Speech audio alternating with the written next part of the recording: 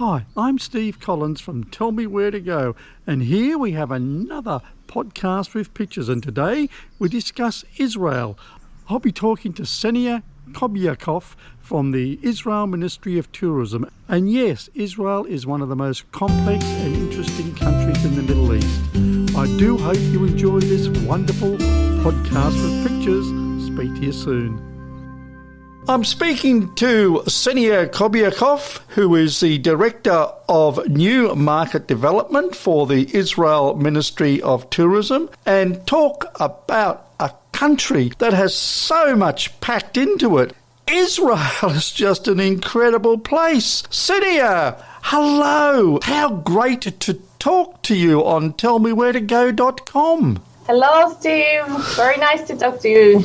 I have to say that when I research Israel, there is just so much going on there. I mean, just historically, it is the most amazing place to visit, isn't it? Of course it is. We are telling Israel is a country where it's all began. We have here thousands of years of history. Indeed, you can actually feel it when you are here. When you are walking through Jerusalem, or you are going to the north, to Galilean Sea, everywhere, actually, every stone here is a stone of thousands of years, and you can hear from tour guides the history about every stone. And the thing about Israel and that section of the world, it's been a place of conflict, it's a place of religion, it's been a place where people have differing views, it's been a place where people actually get on with each other. It's the most amazing thing. I mean, it is really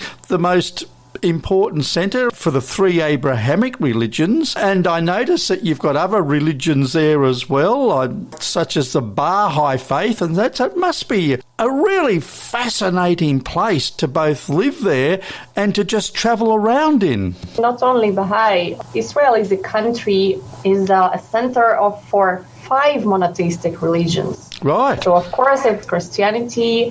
First of all, it's Judaism, it's Christianity, Islam. It's Baha'i, as you mentioned, but it's also Druze religion. It's something very interesting. It's okay that you don't know about it because it's a secret religion. Oh, okay. Well, that's why I don't know about it. Yeah, it is very interesting religion. Actually, they collected other religions, including Islam, including Judaism, and including Buddhism even. They believe in the reincarnation, and they believe that you cannot become a Druze. You can only born a Druze. So it is very interesting. For example, one of the most interesting things that most of people they don't know. So now I'm telling you one of that sacred book for this religion are, for example, Aristo or Plato. So it is really interesting religion. In spite of the secret religion, but people are very, very open. They like to host tourists also. They have amazing food. I advise the tourists that will come next time to Israel, try to search also Druze villages and research a bit more about the secret religion. And the other thing is, the Jewish people themselves, I mean, they are from all over the world, aren't they? I mean, I know that Israel started off as a home for the Holocaust survivors, but people who are of Jewish faith from all over the world go there. I mean, you have people from Ethiopia, you have people from America, you have people from Russia, you have people from all over Europe, you probably have people from Asia, because I know that there's Jewish centres in places like China, etc. So it must be a huge mix of people there and cultures and ideas. It is exactly like you told. One of the most exciting things are also that all these Jews from all these countries all over the world, they brought with them their own cuisine.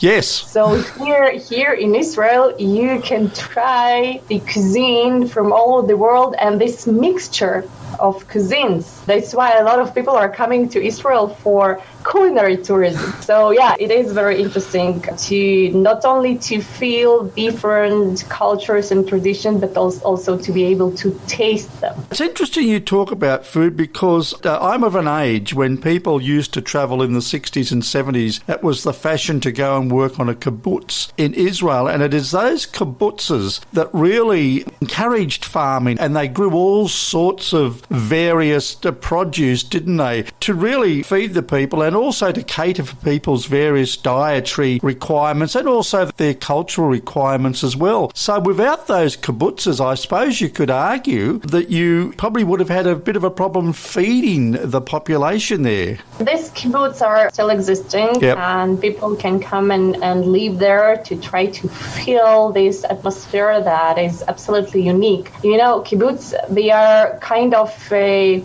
utopia of socialism. Their culture and how they live, it is really, really different from that we are used to in our world of capitalism. But this kibbutz, they gave to Israel a lot of agricultural, miracles even. Yes, they were. Cherry tomatoes, you know that that is Israel invention. So one of the kibbutz in Israel, they invented the cherry tomatoes. Well, I didn't realise that. I was eating cherry tomato. I did not realise that they were invented there. So now that Israeli invention. Now, we can't really discuss Israel with talking about Jerusalem, which is arguably the most fascinating city in the world. The city is built up over time, hasn't it? And you can dig down and find evidence of former civilizations. It must be the most fantastic place to both visit and to live there, to just be in this environment that is so ancient and so important. Jerusalem is a really incredible city, and you can feel it here. When you are coming to Jerusalem, you can feel this thousands years of history. You can feel all the millions of people that came here to pray from three main religions. Every stone is kind of talking to you. Every stone has its history. And also for tourists who are coming here to know that they can participate in digging. So they can dig at archaeological sites, can they? Exactly, yeah. We have archaeological sites that are open for tourists to participate there, to dig there. The feeling to find something that is few thousand years old, it's amazing. Tel Aviv, which is on the coast, and you go to Tel Aviv and you find you've got palm trees and sand and people lying on the beach, etc. That is quite a contrast, isn't it, really? Of course. I think Jerusalem and Tel Aviv are two of the maybe even most contrast cities in the world, and they are so close. 40 minutes between two so contrast cities, like the old ancient Jerusalem and one of the newest city, Tel Aviv, like city of high-tech, of nightlife, of business. It's really amazing to feel both vibes here when you are coming, and you don't need to have a lot of time for it. You can come and you can feel like you can be a few days in one city and then go to other. You can even try to be half day in one city and half day in another city. Well, you probably can. And I know that in Tel Aviv, you've got some amazing street art there as well. Now, I guess you can't have too much street art in Jerusalem because I would imagine that most of the buildings there would be preserved. Actually, we have street art in Jerusalem too. Most popular place for street art in Jerusalem is Ben Yehuda Market, located in the center of Jerusalem. And during the evenings, when all the shops are closed, you can enjoy this street art because you see it only when everything is closed inside of the market. And during the nights, the market is turning to a nightlife place. Like when people think that nightlife is only in Tel Aviv, no, even in Jerusalem. Right. Nightlife. Okay.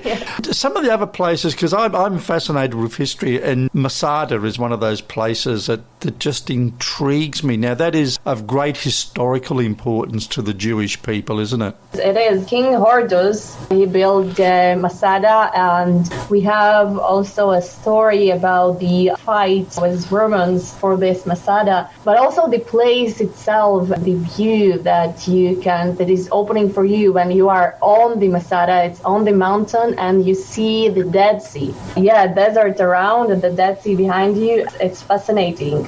And when you know the history of the place, because it is really interesting history and really heroic one. Yes. And you're talking about about the Dead Sea. Well, that is the lowest point on Earth that is not covered by water.